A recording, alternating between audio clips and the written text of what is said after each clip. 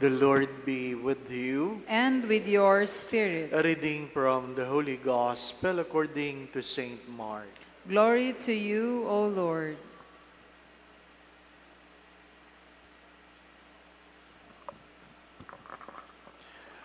After the 5,000 had eaten and were satisfied, Jesus made his disciples get into the boat and precede him to the other side toward Bethsaida, while he dismissed the crowd. And when he had taken leave of them, he went up to the mountain to pray. When it was evening, the boat was far out on the sea, and he was alone on shore. Then he saw they were tossed about while rowing, for the wind was against them. About the fourth watch of the night, he came toward them walking on the sea. He meant to pass by them, but when they saw him walking on the sea, they thought it was a ghost and cried out. They had all seen him and were terrified. But at once he spoke with them, "Take courage, it is I. Do not be afraid." He got into the boat with them, and the wind died down. They were completely astounded. They had not understood the incident of the loaves. On the contrary, their hearts were hardened.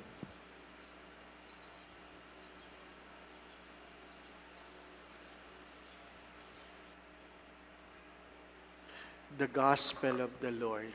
Praise to you, Lord Jesus Christ.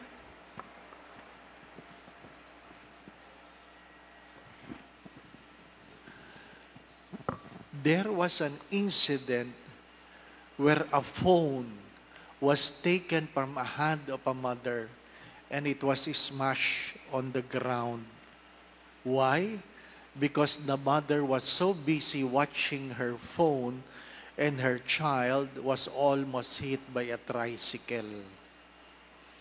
Masyadong abala sa katitingin sa cellphone, yung kanyang anak ay hindi man lang niya namalayan na muntik nang mabangga ng tricycle.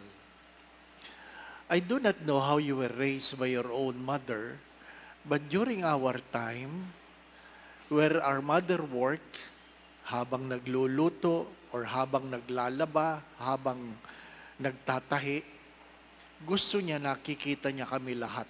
Ano pa? So, limitado yung laruan mo, doon lang kayo.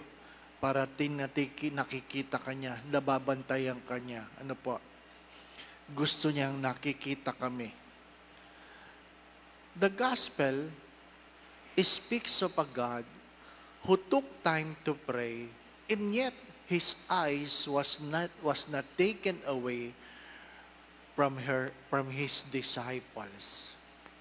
If you listen carefully, he allowed his disciples to go ahead and he went on his usual prayer. While even praying, his eyes was on the eyes of his disciples. Alam niya na ang kanyang mga apostoles ay nahihirapan sa kanilang pamamangka sa pagtawid ng ilog o pagtawid ng dagat. Actually, lake. The Sea of Galilee is a lake. Ano pa?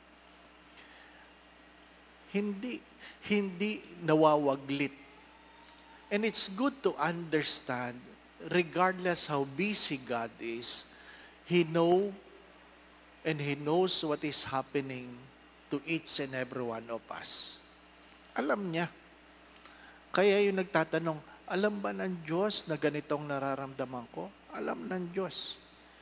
Ngunit hindi pinapakilaman ng Diyos ang ating mga gawain dahil sadyang may kalayaan tayong piliin ang gusto nating ginagawa. Ngunit walang nalilihim sa Diyos. Walang nalilihim. The first reading speaks of love, and the gospel answer, a simple expression of love is care. A simple expression of love is care. Do you love your children? It's one way of asking the question, do you care for them? Do you love your spouse? Do you care for them? Do you love your parents? Do you care for them? As I've said yesterday, love without actions are nothing. Love without actions are nothing. There's a simple story where a boy said to his friend, I have a cookie. I have a cookie. Ano po? Meron siyang cookies. And the boy he's talking to said, I have a car.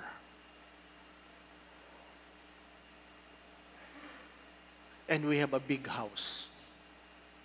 We have so many things at home. And the boy said, but do you have a cookies? I don't have. So, hinati niya yung cookie niya, binigay niya. Ano pa? Ano sabi ni Mother Teresa? No one is too poor that he has nothing to give. And no one is too rich that he cannot receive. Keep that in mind. No one is too poor that he has nothing to give. But no one is too rich that he has nothing to receive. When you talk about love, think of those words. Regardless how rich you are, you need love. Regardless how poor you are capable of loving. Amen. 3 things perhaps you can ponder later. Number 1, no one is too poor that he has nothing to give, and no one is too rich that he has nothing to receive. Second, remember this. Remember this. People don't care how much you know until they know how much you care. People don't care how much you know until they know how much you care. And third, perhaps it's also good to think about that most of the time, when people have no purpose, they distract themselves with pleasure. People without purpose distract themselves with pleasure. Baka yung kasi cellphone, ibig sabihin yan, walang purpose. The Lord be with you. And with your spirit. And may Almighty God bless you and your family, the Father, the Son, and the Holy Spirit. Amen. We go in peace to love and serve the Lord. Thanks be to God.